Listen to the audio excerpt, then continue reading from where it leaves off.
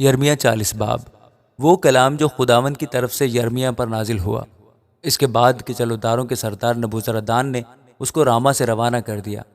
جب اس نے اسے ہتھ کڑیوں سے جکڑا ہوا ان سب اسیروں کے درمیان پایا جو یروشلم اور یہودا کے تھے، جن کو اسیر کر کے بابل کو لے جا رہے تھے۔ اور جلوداروں کے سردار نے یرمیہ کو لے کر اس سے کہا کہ خداوند تیرے خدا نے اس بلا کی جو اس جگہ پر آئی خبر دی تھی، سو خداوند نے اسے نازل کیا اور اس نے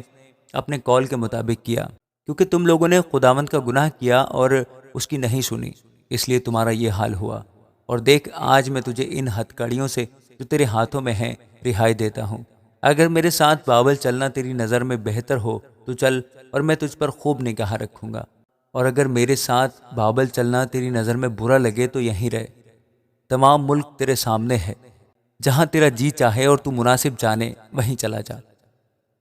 وہ وہیں تھا کہ اس نے پھر کہا، تو جدلیہ بن اخیکام بن صافن کے پاس، جسے شاہ بابل نے یہودا کے شہروں کا حاکم کیا ہے، چلا جا، اور لوگوں کے درمیان اس کے ساتھ رہ، ورنہ جہاں تیری نظر میں بہتر ہو وہیں چلا جا۔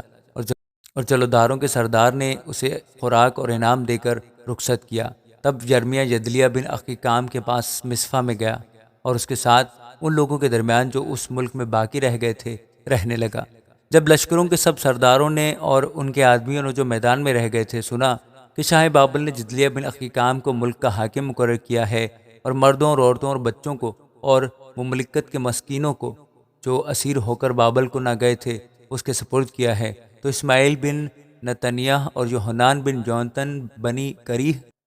اور سرایہ بن تنہومت اور بنی ایفی نتوفاتی اور یزنیہ بن ماکاتی اپنے آدمیوں کے ساتھ جدلیہ کے پاس مصفا میں آئے۔ اور جدلیہ بن اخیکام بن صافن نے ان سے اور ان کے آدمیوں سے قسم کھا کر کہا کہ تم کسدیوں کی خدمت گزاری سے نہ ڈرو، اپنے ملک میں بسو اور شاہ بابل کی خدمت کرو تو تمہارا بھلا ہوگا۔ اور دیکھو، میں تو اس لیے مصفا میں رہتا ہوں کہ جو کسدی ہمارے پاس آئیں ان کی خدمت میں حاضر رہوں، پر تم میں اور تابستانی میوے اور تیل جمع کر کے اپنے برتنوں میں رکھو، اور اپنے شہروں میں جن پر تم نے قبضہ کیا ہے بسو۔ اور اسی طرح جب ان سب یہودیوں نے جو مواب اور بنی امون اور ادوم اور تمام ممالک میں تھے سنا کہ شاہ بابل نے یہودا کے چند لوگوں کو رہنے دیا ہے اور جدلیہ بن اخیکام بن صافن کو ان پر حاکم مقرر کیا ہے، تو سب یہودی ہر جگہ سے جہاں وہ تتر بتر کیے گئے تھے لوٹے اور یہودا کے ملک میں مصفا میں جدلیہ کے پاس آئے، اور میں اور تابستانی میوے کثرت سے جمع کیے۔ اور یوحنان بن کریح اور لشکروں کے سب سردار جو میدانوں میں تھے مصفا میں جدلیہ کے پاس آئے اور اس سے کہنے لگے،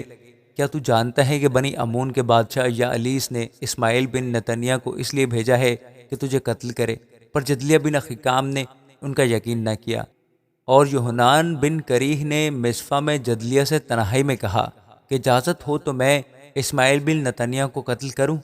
اور اس کو کوئی نہ جانے گا، وہ کیوں تجھے قتل کرے، اور سب یہودی جو تیرے پاس جمع ہوئے ہیں پراگندہ کیے جائیں، اور یہودا کے باقی ماندہ لوگ ہلاک ہوں۔ پر جدلیہ بن اخیکام نے یوحنان بن کریح سے کہا، تو ایسا کام ہرگز نہ کرنا، کیونکہ تو اسماعیل کی بابت جھوٹ کہتا ہے۔ آمین۔